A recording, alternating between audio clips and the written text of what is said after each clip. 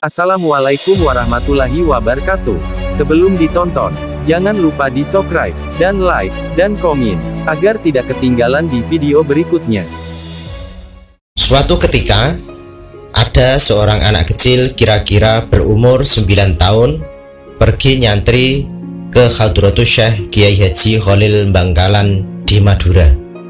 Melihat keadaan bocah kecil ini, Kiai Khalil tidak langsung mengajar ngaji karena khawatir tidak kerasan. Sambil menunggu si bocah merasa betah, Kiai Khalil pun memberi tugas kepada si santri kecil ini untuk membersihkan daun mangga yang jatuh dari pohonnya di depan rumah Kiai Khalil. Si bocah ini pun menjalankan perintah gurunya dengan senang hati. Hingga pada suatu malam, turunlah hujan begitu lebatnya. Sang Kiai Khalil keluar dan duduk di teras rumah sambil memandangi hujan. Sayup-sayup dalam rinai hujan, dilihatnya ada seorang anak yang tetap berhujan-hujanan di bawah pohon mangga, sambil menjaga apabila ada daun mangga yang jatuh ke tanah, maka dia pungut untuk langsung dibersihkan ke tempat pembuangan. Melihat keadaan itu, seketika itu Kiai Khalil memanggil anak tersebut. Betapa kagetnya Kiai Khalil. Ternyata dia adalah anak kecil yang diberi tugas membersihkan daun mangga bila ada yang jatuh dari pohonnya itu. Melihat kejadian tersebut, Kiai Khalil berkata kepada si kecil yang bernama Abbas itu, "Wahai Abbas, sekalipun engkau masih kecil belia, tapi engkau memiliki ketaatan sungguh-sungguh kepada guru. Oleh karena itu, cukup untuk kamu ngaji di sini sekarang."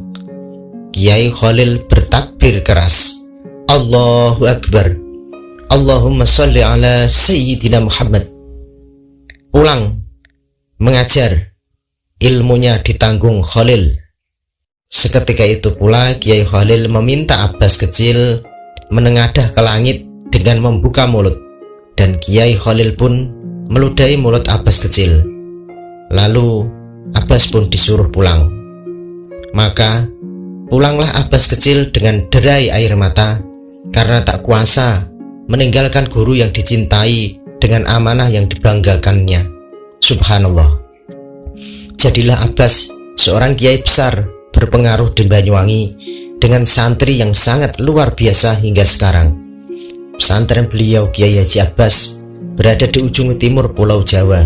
Namanya Pondok Pesantren Al-Azhar, Tugung Sempum, Banyuwangi. Konon, pesantren tersebut berdiri sejak tahun 1891.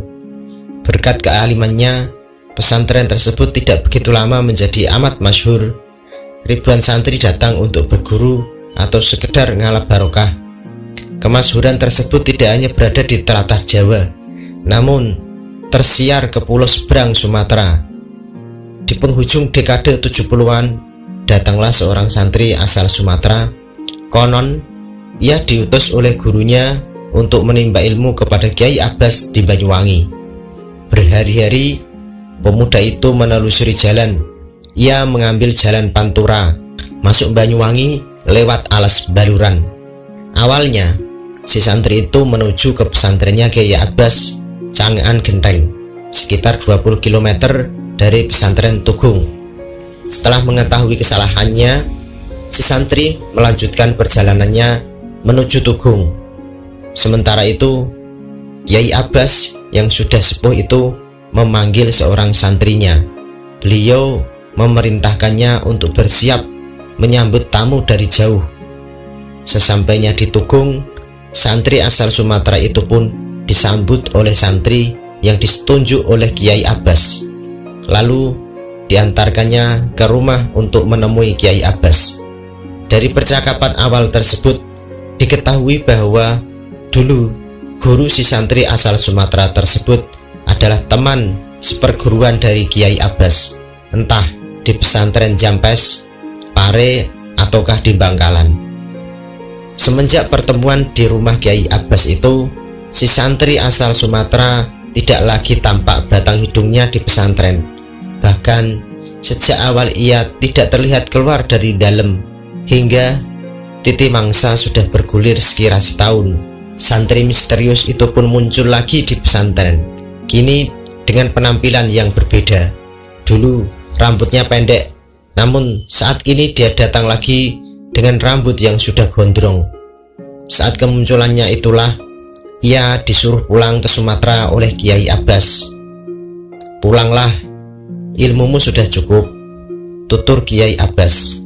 Santri itu pun patuh, meski tidak memiliki bekal sepeser pun. Ia pulang ke Sumatera. Sebagaimana pesan dari Kiai Abbas, santri itu naik kereta api dari stasiun Sempu, tidak jauh dari pesantren Kiai Abbas. Saat pemeriksaan tiket, santri tersebut tertangkap petugas karena kedapatan tidak memiliki tiket. Ia diturunkan di stasiun berikutnya, di Wadung, Glenmore, sekitar 30 km dari Tugung. Santri itu pun kembali ke Tugung, mengadu perihal ditolaknya menaiki kereta api oleh petugas kepada Kiai Abbas. Setelah menerima laporan, Kiai Abbas memerintahkan santri tersebut, "Ikat roda kereta api itu dengan benang." Perintahnya, santri itu pun menyanggupi. Ia kembali ke stasiun untuk menjalankan perintah Kiai Abbas. Seutas benang yang ia ambil dari sarungnya yang mulai pudar tenunannya itu, yang dipakai untuk mengikat roda kereta api. Biidznillah, hanya dengan seutas benang sarung itu, kereta api yang berbobot ribuan ton itu pun mogok, tidak bisa dijalankan. Selama 3 hari, para mekanik berjibaku mencari penyebab teknis kemacetan. Tak kunjung berhasil. Semua mesin kereta tampak normal-normal saja. Pada saat itu, si masinis kereta menyadari akan sebuah keganjilan pada kemacetan kereta. Ia teringat peristiwa beberapa hari lalu telah menurunkan seorang penumpang yang tampaknya dari kalangan santri. Mungkin gara-gara itu kereta mendapat tulah dan tidak bisa bergerak. Saat itu pun para kru kereta api mencari santri yang diturunkan beberapa hari lalu itu. Santri yang tak lain pemuda asal Sumatera itu akhirnya ditemukan oleh petugas di pesantrennya Kiai Abbas. Santri itu pun dipersilahkan untuk naik kereta dengan gratis asal bisa memperbaiki kereta api yang macet itu. Santri itu pun berjalan santai mendekati kereta. Kemudian ia berjongkok untuk melepaskan ikatan benang yang melilit di roda kereta tersebut. Tidak butuh waktu lama, seketika itu pula kereta api yang macet berhari-hari itu mulai menderu siap untuk berangkat. Sebab kejadian di luar nalar itulah Kepala Stasiun Style Sempu memutuskan untuk menggratiskan tiket kereta bagi semua santrinya Kiai Abbas Tugung. Selama bertahun-tahun, para santri bisa menikmati kereta dengan gratis.